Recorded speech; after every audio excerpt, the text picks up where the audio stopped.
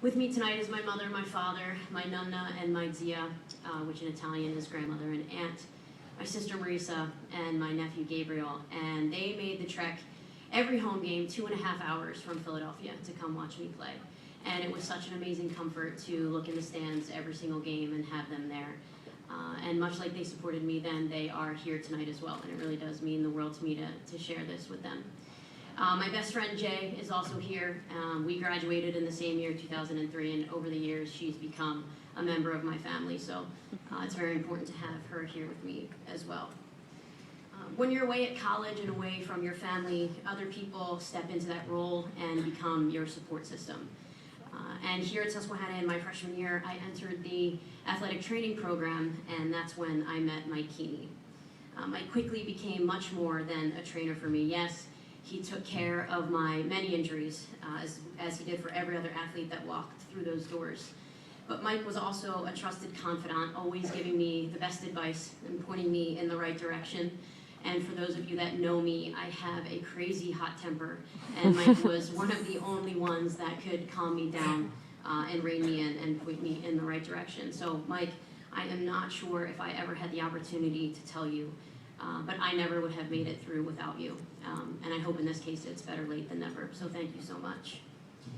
On the women's lacrosse team, we didn't have the easiest 4-year journey, so I think I can beat the volleyball team because we had 4 coaches in 4 years. We actually went an entire fall season without a coach. Don, you drove us to that fall ball tournament. You were probably still recovering from it today. But it was difficult for us because we had no consistent leadership. So we had to rely on ourselves to really pull together and make things happen.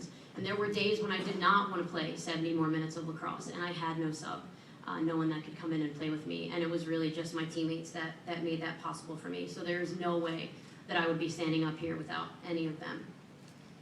The last person that I would like to thank is actually someone that is not here with us today, but the best way that I can think of to do that is to tell a little story. It was my senior year, and it was just before winter break, and it was snowing on campus, and it was freezing.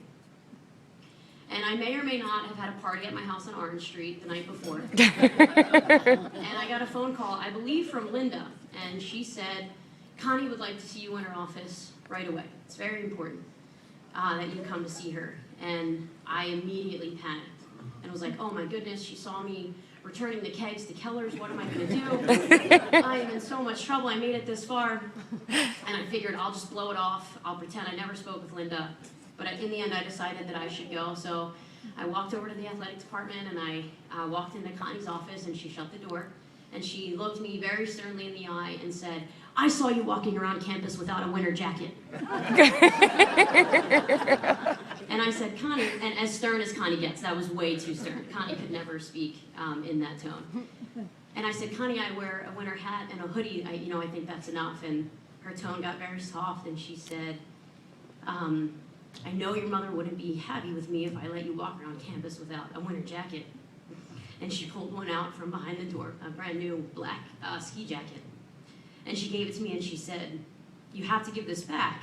It can't be a gift, because that would be an NCAA violation. So I'm just lending you this coat so that you don't walk around campus in the snow without a coat.